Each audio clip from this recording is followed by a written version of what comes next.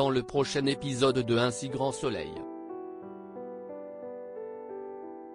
Tandis qu'une personne masquée s'introduit chez Davia, l'emménagement de Virgile est mouvementé. De son côté, Élise envisage une nouvelle option pour avoir un bébé. Attention, les paragraphes qui suivent contiennent des spoilers sur l'épisode d'Un si grand soleil diffusé demain soir sur France 2. Si vous ne voulez rien savoir, ne lisez pas ce qui suit.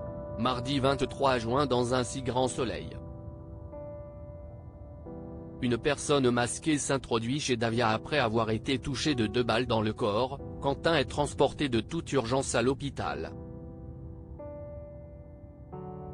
Bien que Jeannette ne soit pas encore en mesure de se prononcer sur son pronostic vital, elle informe Davia du caractère déterminant des suites post-opératoires.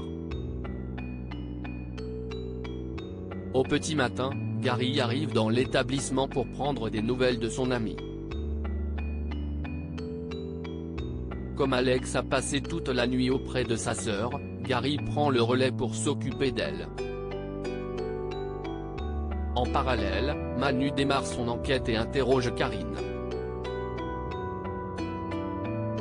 Tandis que la jeune femme jure qu'elle n'a pas tiré sur son compagnon, le policier lui rappelle qu'ils ne sont plus ensemble et la somme de rester à la disposition de la police avant de partir cuisiner Tessa.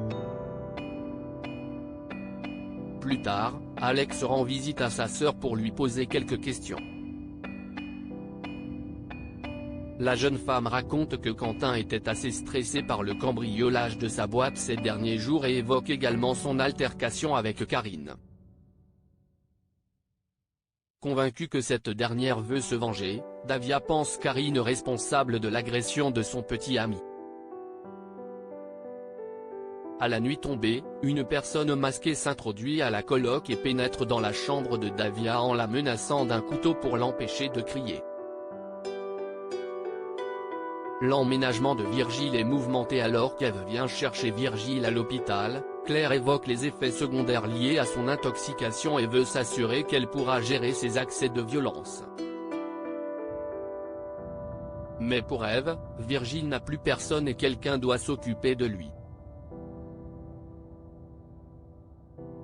En arrivant chez elle, Virgile la remercie de tout ce qu'elle fait pour lui puis part se reposer. Plus tard, Ève insiste pour qu'il reprenne des forces. En colère, ce dernier réclame qu'elle le laisse tranquille et hurle qu'il ne se remettra jamais avec elle. À son tour, Ève le bouscule et rétorque qu'elle n'a aucune envie d'être en couple avec lui. Pendant que Virgile s'en prend au mobilier, Elliot fait irruption dans la pièce mais sa mère prétend avoir elle-même détruit la lampe pour apaiser les tensions. Au cours du dîner, l'ambiance est tendue. Après qu'Ève est partie se coucher, Elliot met en garde Virgile et l'avertit qu'au moindre signe de violence envers sa mère il lui cassera la figure. Excédé, Virgile répond qu'il n'y a pas lieu de s'inquiéter puisqu'il ne restera pas longtemps. Élise envisage une nouvelle option pour avoir un bébé à la paillote. Sophia confie à Alice que sa compagne ne va pas très bien depuis l'échec de l'insémination et qu'elle hésite à se lancer dans une nouvelle tentative.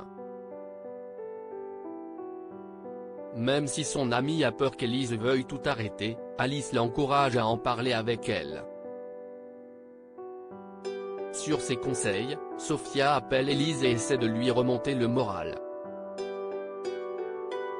Au cours de leur discussion, la policière avoue qu'elle n'a pas envie de recommencer car elle n'est pas certaine de pouvoir supporter toutes les épreuves physiques et morales liées à la PMA.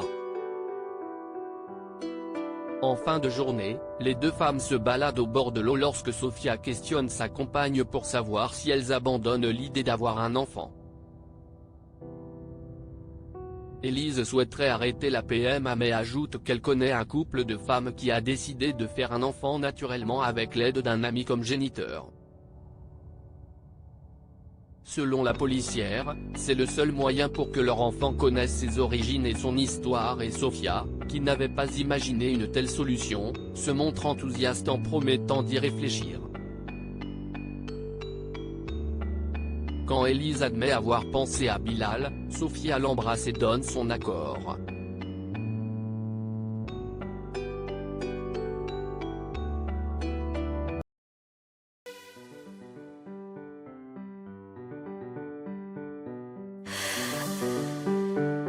나